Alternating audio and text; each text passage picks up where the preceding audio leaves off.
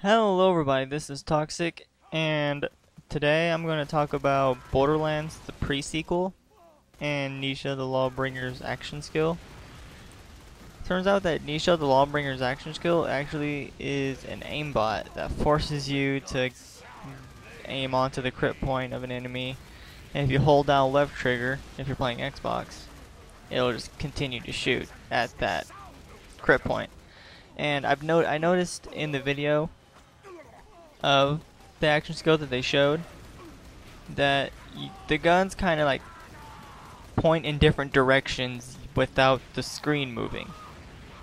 I think that can be cool if they can find a way to make that not disorienting, because I feel that if the guns are moving all around the screen and you're also jumping around trying to not die, then I think that's just going to be all too disorienting and you're going to get vertigo real easily. But though I have concerns about it, there's some really awesome skills that they have for it. Like there's one skill that any bullets that don't hit an enemy after the action skill ends, Nisha pulls out like a detonator and all those bullets explode. So if you survive that, you must be made out of adamantium or some shit.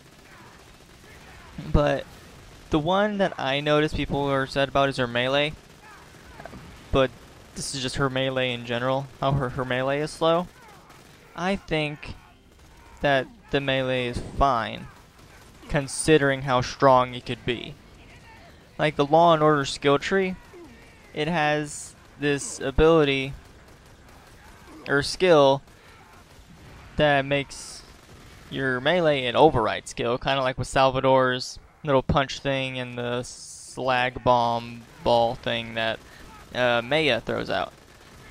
But the thing is, all the Salvador and Maya's melee override skill, though they're strong in their own way, they don't have anything else that contributes to how strong they are.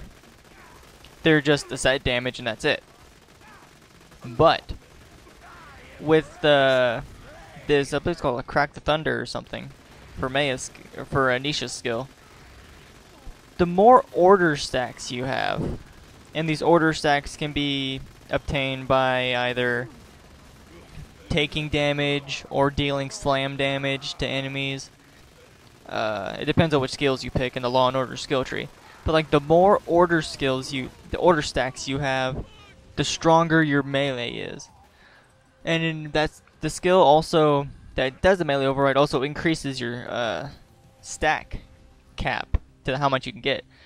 So just think about it. Get the max number.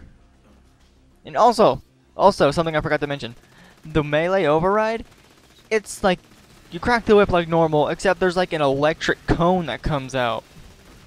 So enemy shields don't stand a freaking chance. There's that. And just there's so much possibility with that.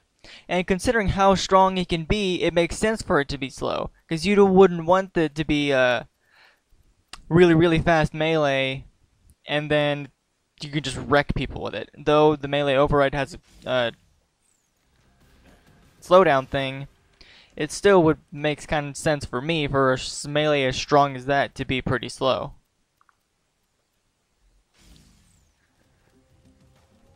Because then it'll end up getting nerfed like Kunai. Though I believe Kunai came back. I don't know. Something else got nerfed. But there's my favorite skill. I only talked about the melee because that's something that people had a problem with. But my favorite skill is in the Fan the Hammer skill tree. I believe it's the middle one. And the very last skill is one for each of you.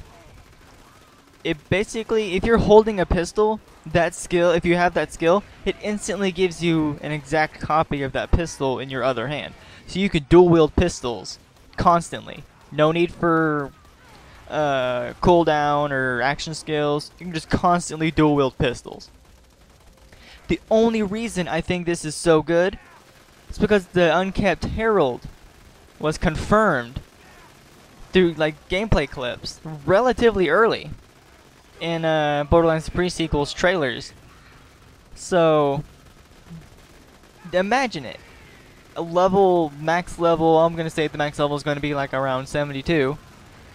A level 72 Nisha, dual wielding level 72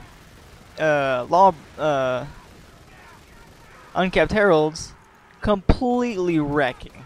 Like nothing can stand in her way. That is the one thing. Like if I was on the fence between Wilhelm and Nisha, and possibly Claptrap, but I don't know anything about Claptrap right now.